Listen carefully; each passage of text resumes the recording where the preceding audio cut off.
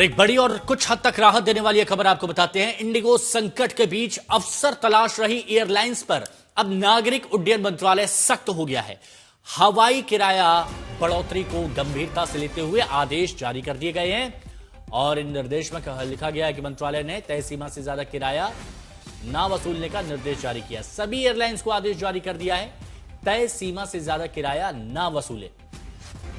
ये कैद तब तक लागू रहेगा जब तक हालात पूरी तरह से स्थिर नहीं हो जाते और इस निर्देश का मकसद मार्केट में प्राइसिंग डिसिप्लिन बनाए रखना, मुश्किल में फंसे यात्रियों का शोषण रोकना और ये पक्का करना है कि सीनियर सिटीजन्स, छात्रों और मरीजों को इस दौरान पैसे की दिक्कत ना हो।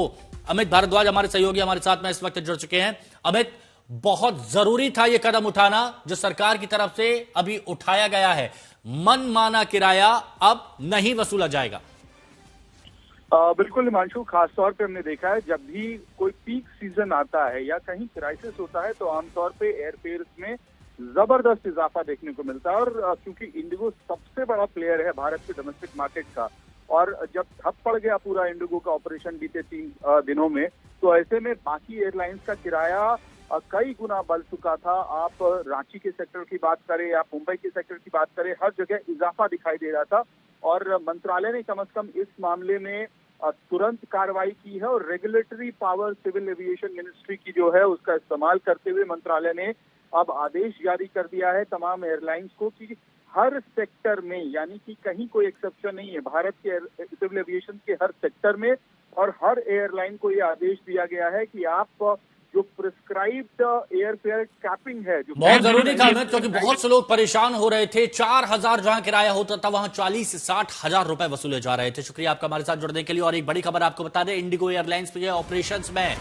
लगातार 5वें दिन भी संकट जारी है। देश के 4 बड़े एयरपोर्ट समेत कई शहरों में आज भी 400 से ज्यादा उड़ान रद्द कर दी गई। पिछले 4 दिन में रद्द उड़ानों की संख्या 2,000 से ज्यादा हो गई है और इसके पहले दिल्ली, मुंबई, बेंगलुरु और चेन्नई एयरपोर्ट पर रात भर पैसेंजर परेशान दिखे। मुस्तफा शेख हमारे सहयोगी हमारे साथ जुड़ चुके हैं। मुस्तफा, क्या जानकारी है? बहुत सी फ्लाइट्स रद्द करनी पड़ी, अभी तक 2,000 से ज्यादा उड़ानें रद्द हो चुकी हैं।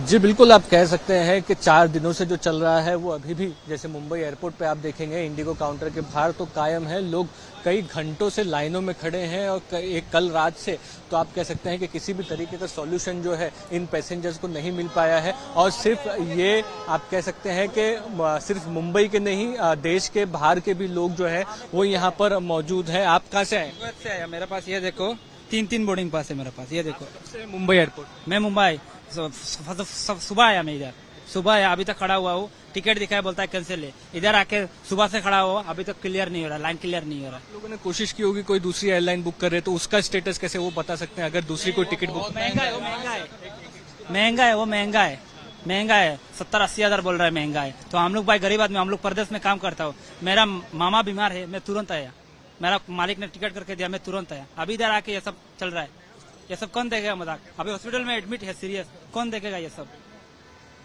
आप बोल रहे हैं कि टिकट जो है कहीं ना कहीं मतलब ऑप्शन नहीं है अभी कई और एयरलाइन।